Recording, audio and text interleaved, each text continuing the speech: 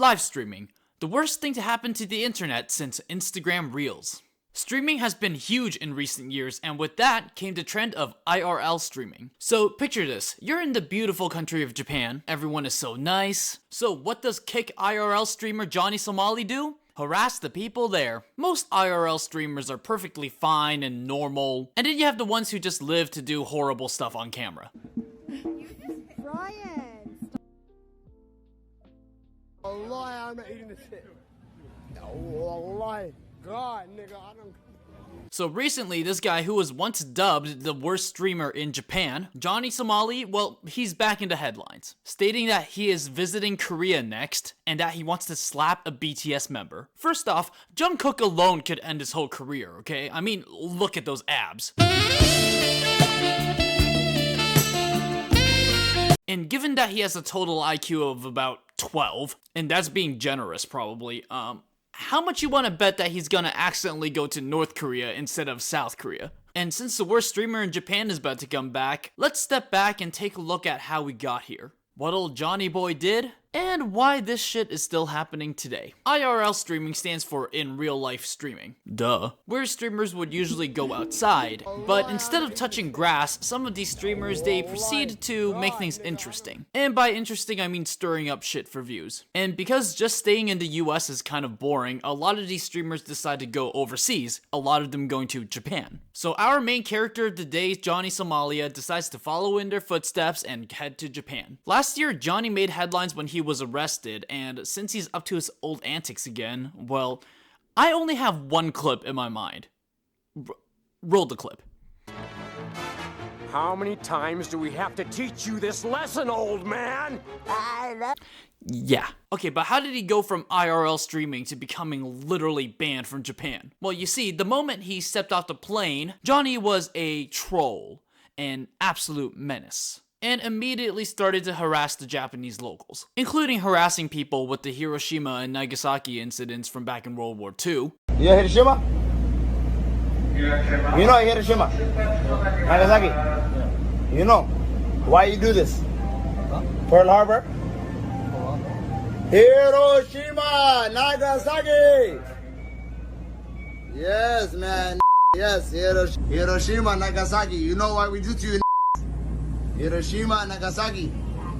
We destroy it. Because you niggas don't know how to behave. Wallahi billahi wa tallahi. That is just straight up disrespectful. I have no words for that at all. He's just being a dick. He also does what I'm assuming is trying to summon ghosts of the Tokyo subway. India's in the bar. Good to see you.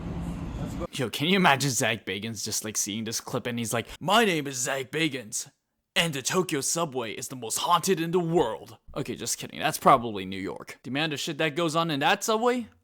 Anyways, he would do this everywhere he went to, and people were getting sick of his little stunts. And at one point, some Japanese locals and even other foreigners has had enough of his antics and has decided to give him the old Will Smith special.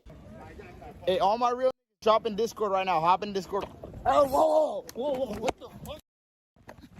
I have nothing. Oh.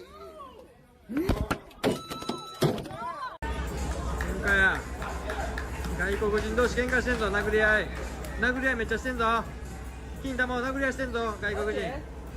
金玉で見えへんぞ。 Honestly, it's so funny that he's on a platform called Kick. Like, he does know that that's not literally supposed to happen, right? You're not actually supposed to get kicked. Okay, but how this man hasn't ran into any Yakuza is just beyond me. Like, if the Yakuza games have taught me anything, like, you can't walk 5 steps anywhere in Japan without running into someone who just wants to fist fight you just for existing. Given that I love those Yakuza games, I can only imagine how that interaction could have gone. And eventually, Johnny got arrested. My face. What's up? Are you a translator? Oh shit.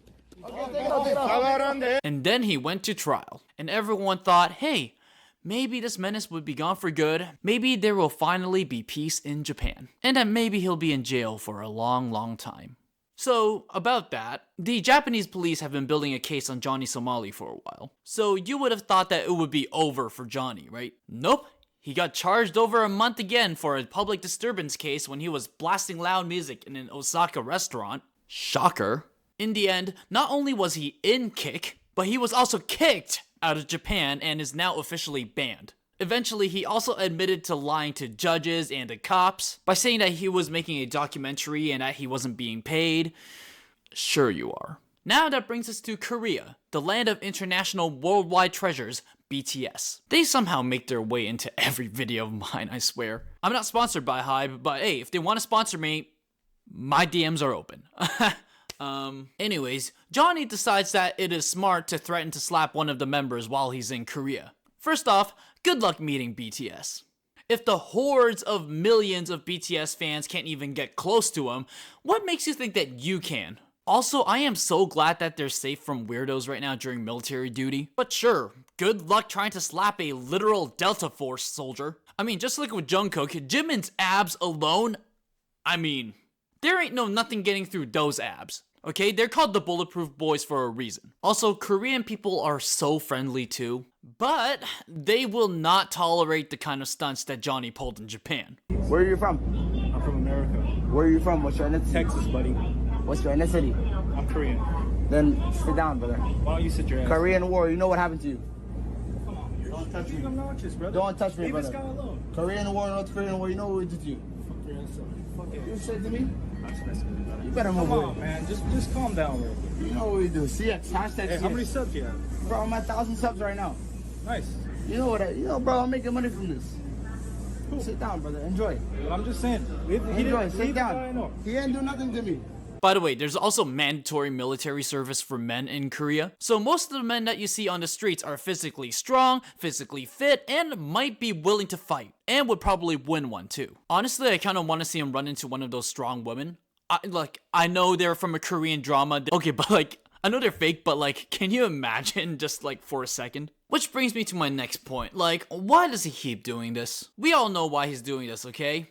Attention. Also, as an Asian person, it really disturbs me that these people who display racist and harassing behavior towards Asians get so many views and support online. And the fact that a lot of these horrible IRL streamers seem to only troll in Asian countries. There is also something very disturbing about all of this, and it really makes you think about who is worse, the streamer or the type of people who would support and give them money. Some people, they have too much money. Based on the IQ of that demographic who would most likely watch his videos, the $5 lunch money that their mom and dad gave them could have been used towards a Happy Meal, okay? It is so not okay, and the fact that these people are allowed to get away with it on a streaming site is just appalling. Also, there are a lot of people who watch these kinds of content, and I'm not trying to judge all people who watch IRL streamers. But particularly for those who watch the terrible ones like Johnny Somali, they're often young and impressionable and are more likely to grow up thinking that that kind of behavior is appropriate. If they keep watching more of this, they'll grow up thinking that it is okay to be a complete menace to society. They'll grow up to become evil chocolate makers or something. I don't know.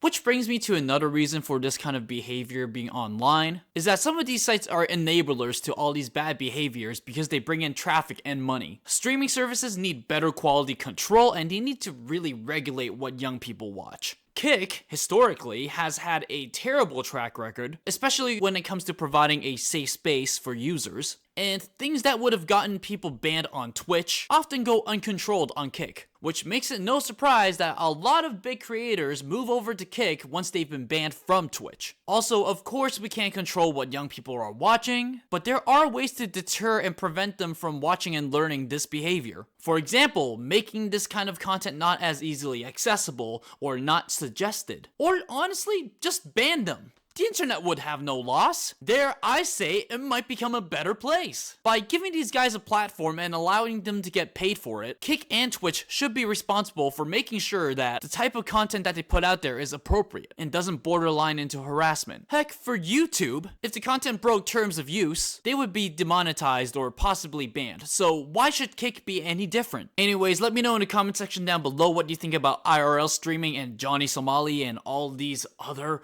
IRL streamers that are just the absolute worst of the internet. If you enjoyed this video, be sure to hit like, share, and subscribe, and I will see you Mochis in the next video. Bye-bye.